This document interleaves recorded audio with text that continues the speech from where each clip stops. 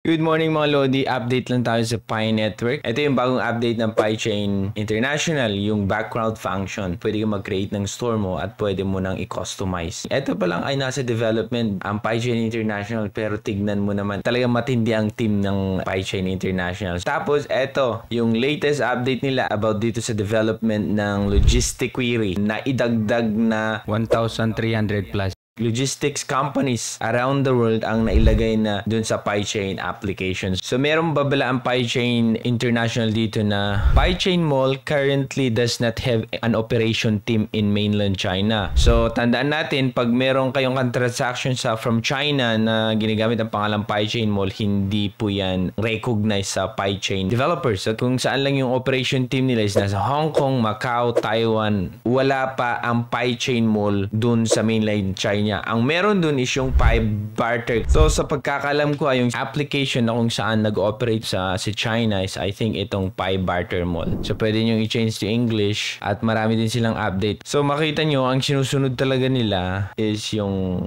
kay Doris ata to. Pero that's fine. Okay, wala akong against dun sa global consensus na pinagsasabi niya. Part yan ng community eh. That means na hindi bot ang mga 35 million people. May sarili-sarili silang opinion at pwede nilang i-voice out, kaya nga nagkakaroon ng GCV, Civil Wars. Dito mo makita na talagang community ang magpapatakbo. Siyempre, malalaman lang din natin kung ano yung dikta ng market about sa price. Pero ngayon, may sarili-sarili tayong opinion at yan ay positive sa akin kasi nga, yung 35 million people ay hindi mga bot, kundi real human at gusto nilang mag-contribute dito sa development ng Pi ecosystem. Okay? Karamihang ngayon dito sa ecosystem ng Pi Network ay ang mga e-commerce. Alam natin na ito ay gamit natin. So, slowly but surely, maganda itong ginagawa nila. Ito na yung sinasabi kong Lazada, Shopee, Alibaba, AliExpress ng Web3. Makikita natin yan dito sa Pi ecosystem. So, yan, abang-abangan lang natin kasi marami silang update din dito sa Pi Barter Mall. So, tanda natin, meron silang sinabi dito,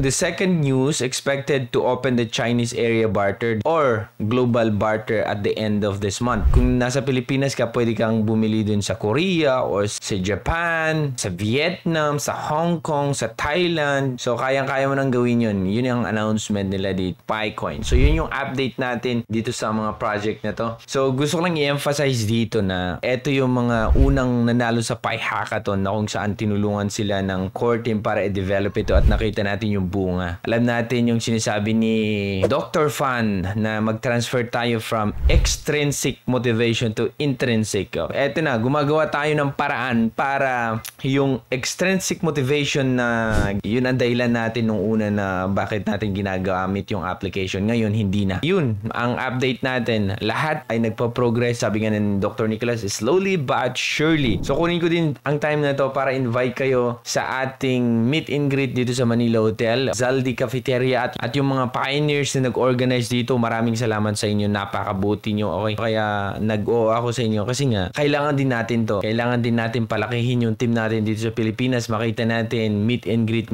sa iba-ibang bansa. Pero dito sa atin, away dito, away doon. Pero ngayon, ipakita din natin na meron tayong pagkakaisa. Sana Lodi pumunta kayo kasi ito ay exciting. Okay, nakausap ko si Zaldi, talagang gagawin daw nila ng paraan para mag-enjoy yung mga pioneers na pupunta. So, tignan na natin yung future kung paano tayo maka-attract ng malalaking companies din dito sa Pilipinas na kung saan magtiwala dun sa Pi Network. Ito, hindi tayo gumagamit ng kung ano-anong malalaking tao. Okay? Naalala ko lang yung Laika kasi nga, paano nila nagawa na invite ang Adidas, na invite ang iba-ibang malalaking company na kung saan gamitin yung Laika Gem nila pambili dun sa kanilang mga product. Siguro yung mga may malalaki ding personalities na nag-advertise dun sa Laika Gem. Pero, may nagko-compare na parang Laika Gem. Hindi. Application lang yung Laika Gem. Walang blockchain. Ito ay movement to. Ito ay community. Global community. Ito ay blockchain. Ito ay Web3.